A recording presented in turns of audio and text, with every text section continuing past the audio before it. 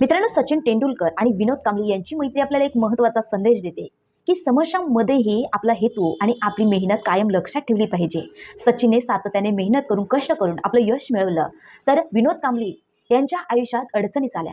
या गोष्टीवरून एक गोष्ट शिकता येते की यश मिळवण्यासाठी आपल्याला सातत्य ठेवणं गरजेचं आहे. योग्य निर्णय आणि ध्येयावर लक्ष केंद्रित करणं गरजेचं आहे, महत्त्वाचं आहे. मोठी स्वप्न ठेवा आणि त्यावर सातत्याने प्रयत्न करा.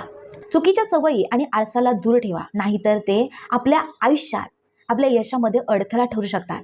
जसे की सचिनने चुकीच्या सवयींना न अवलंबता आळस दूर ठेवून खूप मेहनत कष्ट करून आपलं यश मिळवलं, तर विनोद कांबळेने काय केलं, चुकीच्या सवयी अवलंबल्या आणि यशाचा अहंकार केला आणि यशात इतका भारावून गेला की त्याच्याकडे ते स्वतः कमावलेलं कष्ट यश राहिलंच नाही. आणि आता त्याच्यावर अशी अवस्था आली की 5-10 रुपये इतरांकडनं मागून त्याला ड्रिंक घ्यावी लागते.